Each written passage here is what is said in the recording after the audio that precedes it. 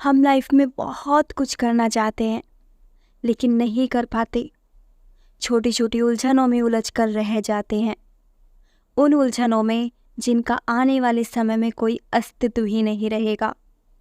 अक्सर हमें जगह, चीज़ों और लोगों से अटैचमेंट यानी लगाव हो जाता है, और कभी कभी वो अटैचमेंट इतना गंदा होता है कि अगर इसमें से कोई भी चीज़ हमसे अलग हो जाए तो लगता है जैसे सारी दुनिया ही ख़त्म हो गई हो।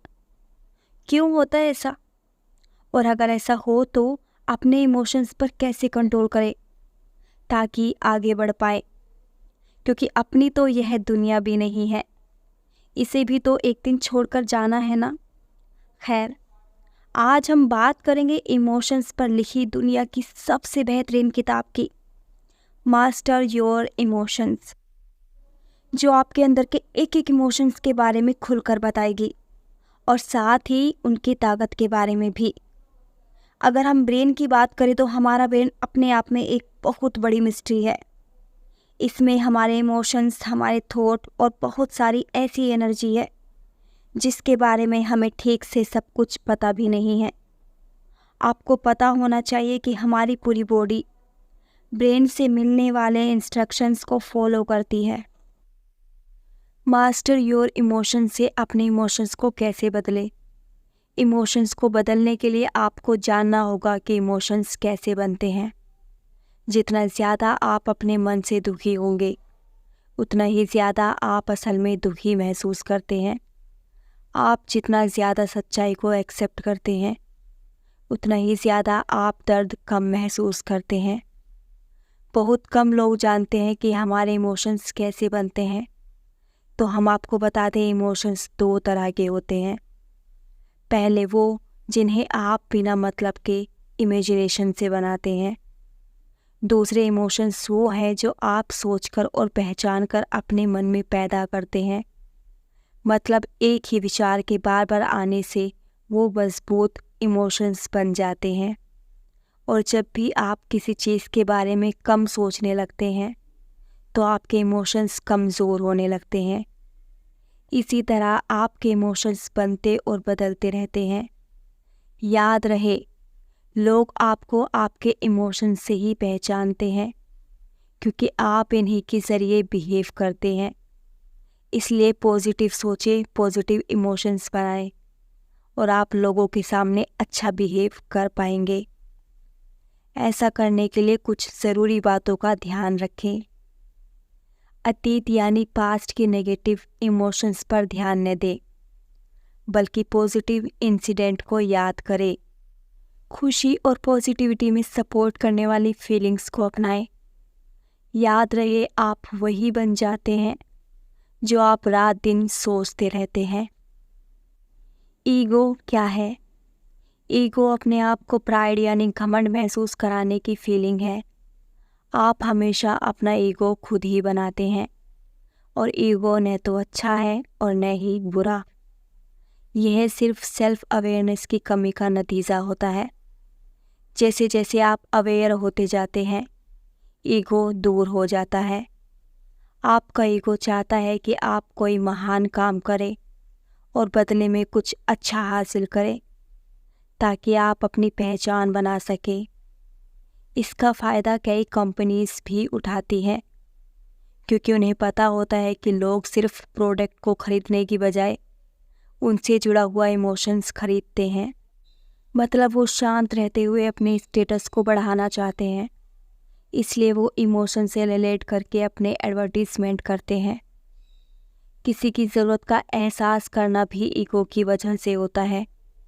मतलब जब आपको पता चल जाता है कि आपको किसी की ज़रूरत नहीं है तो आप उनकी कंपनी का मज़ा लेते हैं और उनसे कुछ लेने की उम्मीद करने की बजाय उन्हें वैसे ही देखते हैं जैसे कि वो हैं। आपके ज़्यादातर इमोशंस आपकी ज़िंदगी और आपकी दुनिया को देखने के तरीके पर बेस्ड होते हैं। जैसे जैसे आप अपनी सिचुएशन को एक ज़्यादा मजबूत सिचुएशन के साथ बदलते हैं, उसी समय चीज़ों, लोगों या विचारों के साथ अपने लगाव को छोड़ते हुए आप ज़्यादा पॉजिटिव इमोशंस को महसूस कर सकेंगे। ईगो कभी भी सेटिस्फाइड नहीं होती है, यह हमेशा ज़्यादा चाहती है, ज़्यादा फेम, ज़्यादा रिस्पेक्ट, ज़्यादा पहचान, जिससे आप कभी भी इमोशनली स्ट्रॉन्ग नहीं बन पाते हैं। अपनी ईगो को ख़त्म करके इमोशनली स्ट्रॉन्ग बनने के लिए आपको अपने डाउट्स के जवाब देने के लिए समय निकालना होगा, क्योंकि जब आप अपने सभी डाउट को क्लियर कर देंगे तो आप सेटिस्फाइड हो जाएंगे और इमोशनली शांत रह पाएंगे। भावनाओं की प्रकृति। हमारे इमोशंस हर पल बदलते रहते हैं। कभी हम बहुत खुश होते हैं और कभी बहुत दुखी। ऑथर बताते हैं कि आपके नेगेटिव इमोशंस खराब या बेकार नहीं होते हैं, बल्कि हेल्पफुल हो सकते हैं, क्योंकि कभी कभी ऊंचाई पर पहुंचने से पहले आपको नीचे देखने की ज़रूरत होती है। यहाँ तक कि दुनिया के सबसे मजबूत लोग भी कभी कभी उदास हो जाते हैं। एलन मस्क ने कभी नहीं सोचा था कि वो मेंटली टूट जाएंगे, लेकिन ऐसा हुआ और वो उससे बाहर भी निकले। ठीक इसी तरह नेगेटिव इमोशंस अक्सर एक ऑब्जेक्टिव को पूरा करने के लिए हमारी मदद करते हैं। अगर आप देख सके और समझ सके तो वे आपको अपने बारे में कुछ पॉजिटिव सीखने में मदद करते हैं। आपके इमोशंस आपको कमज़ोर नहीं करते, बल्कि ये आपको मुसीबतों से लड़ने में मदद करते हैं। आपको बस उन चीज़ों को दूर करना है जो आपको उदास कर रही है, और उन पर ज़्यादा ध्यान देना है जो आपको मजबूत और खुश करती है। फिर आप अपने इमोशंस को पॉजिटिव तरीके से महसूस करेंगे। इसलिए जब आप नेगेटिव इमोशंस को महसूस करें तो उस पर ध्यान दें। इससे आपको पता चल जाएगा कि परेशानी क्या है। ऐसे में आपको तय करना है कि आप कोई गलत कदम उठाना चाहते हैं या शांत होकर सही फैसला लेना चाहते हैं।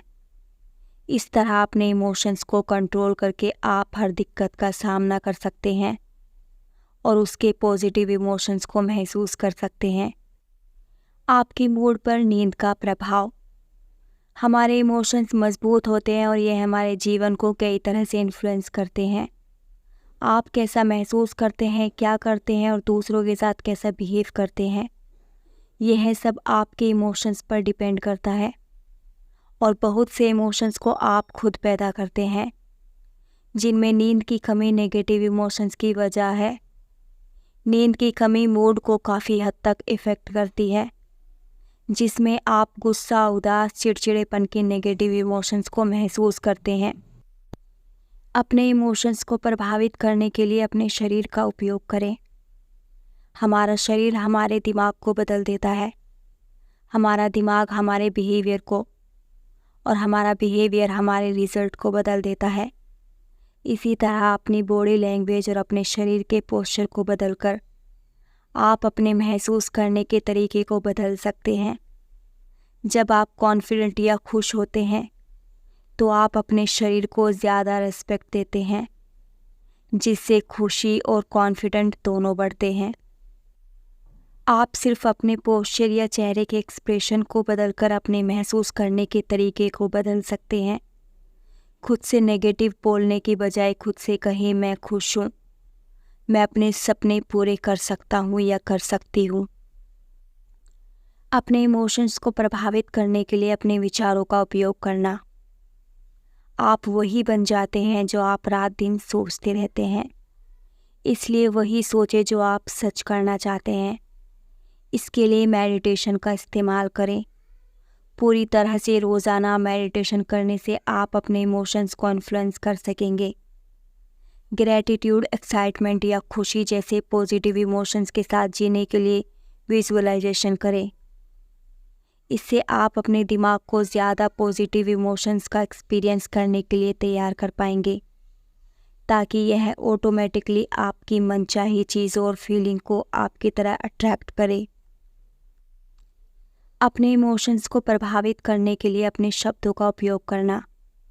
आपके शब्दों का आपकी सोच और बिहेवियर पर उतना ही इफ़ेक्ट पड़ता है जितना आपकी फीलिंग का आपकी ज़िंदगी पर, क्योंकि आपके विचार, शब्द और बिहेवियर आपस में जुड़े होते हैं और एक दूसरे को इन्फ्लुएंस करते हैं। जब आप अनसर्टेनिटी के साथ कोई काम करते हैं तो आपके अंदर सेल्फ कॉन्फिडेंस की कमी होती है, और इसके ओपोजिट जब आप पक्के इरादे से कुछ करते हैं तो कॉन्फिडेंस और ध्यान बढ़ जाता है, जिससे रिजल्ट में फ़र्क दिखाई देता है। इसलिए अपने सेल्फ कॉन्फिडेंस को बढ़ाने के लिए खुद पर भरोसा करें और पक्के इरादे से फैसले लें। अपने कॉन्फिडेंस को बढ़ाने के लिए खुद पर डाउट करने वाले शब्दों को उन शब्दों के साथ बदल दें जिन्हें बोलने से आप कॉन्फिडेंट महसूस करते हैं। इसके लिए इन शब्दों को ज़्यादा से ज़्यादा अवॉइड करने की कोशिश करें। हो सकता है, शायद हो सकता है, अगर सब कुछ ठीक हो जाता है। इसके बजाय इन शब्दों का इस्तेमाल करें।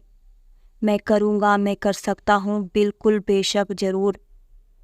इसी तरह पॉजिटिव शब्दों का इस्तेमाल कर अपने इमोशंस को इन्फ्लुएंस करें। लोग आपके बारे में क्या सोचते हैं, इसका ख्याल रखना। अगर आप अच्छा महसूस करना चाहते हैं तो खुद को दुनिया का सबसे ज़रूरी इंसान समझें। अपने लिए हर वो चीज़ करें जिससे आप खुद को खुश रख सकते हैं। ज़्यादातर लोग अपने इमोशंस को कम आंकते हैं कि इमोशंस इतना ज़्यादा इफ़ेक्टिव नहीं हो सकते। वे असल में कभी नहीं महसूस करते कि वे अपने इमोशंस का इस्तेमाल आगे बढ़ने के लिए कर सकते हैं। इसलिए शायद वो अपनी इस छुपी हुई ताकत का अपने फेवर में यूज़ ही नहीं कर पाते। ऑथर सजेस्ट करते हैं कि इमोशंस के बारे में कुछ इस तरह सोचें कि आपके पास हर सिचुएशन को सोल्व करने की ताकत है, जिससे आप बहुत ही आसानी से सब कुछ बदल सकते हैं।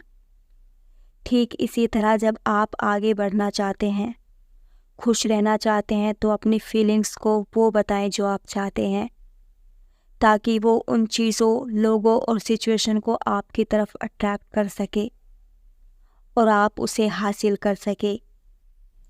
कैसे इमोशंस आपको सही दिशा में ले जा सकते हैं? इमोशंस आपको अपनी ज़िंदगी को बदलने में बहुत ज़रूरी रोल प्ले करते हैं।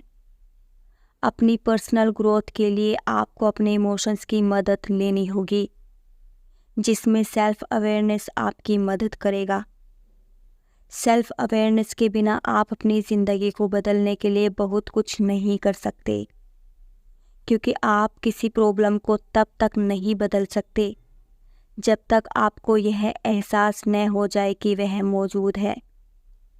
सेल्फ अवेयरनेस आपको अपने विचारों, इमोशंस और बिहेवियर को बिना किसी भेदभाव के देखने में मदद करती है। इसलिए आप जो भी काम करते हैं उसकी तरफ अवेयर रहें। जब आप अवेयर रहेंगे तो इमोशंस को समझना आसान होगा और आप सही इमोशंस को अपनाकर अच्छे फैसले ले सकेंगे, जिससे लोग आपके बारे में क्या सोचेंगे यह भी तय किया जा सकता है।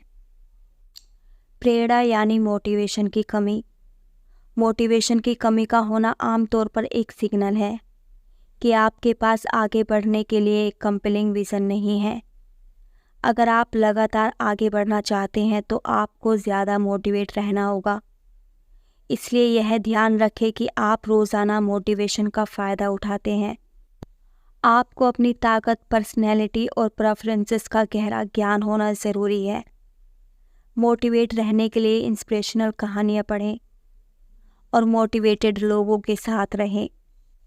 जब भी आप कभी किसी काम को पूरा करने में अटका हुआ महसूस करें तो इन स्टेप्स को फॉलो करें। उन सभी काम की लिस्ट बनाएं जिन्हें करने की ज़रूरत है। एक ऐसे काम की पहचान करें जिसे आप टाल रहे हैं। अब उस काम को पूरा करें। साथ ही अपने सक्सेस के बीच आने वाली रुकावटों को दूर करने के लिए इन ज़रूरी स्टेप्स को फॉलो करें। उन सभी काम या प्रोजेक्ट की लिस्ट बनाएं जिन्हें आप पूरा करना चाहते हैं। उन्हें पूरा करने के लिए एक स्पेसिफिक टाइम डिसाइड करें। अगर किसी काम को करने के लिए ज़्यादा टाइम की ज़रूरत हो तो ज़्यादा टाइम लें, वरना अपना काम जल्द से जल्द पूरा करें। बड़े प्रोजेक्ट को करने के लिए अगले कुछ दिनों या हफ्तों में पूरा होने तक सिर्फ एक प्रोजेक्ट पर ध्यान दें। अपने कुछ प्रोजेक्ट को रीशेड्यूल करें या जो ज़रूरी न हो उसे छोड़ दें। इस तरह आप टाइम पर अपने काम को पूरा कर सकेंगे और अपनी ज़िंदगी में पूरे मोटिवेशन से आगे बढ़ सकेंगे।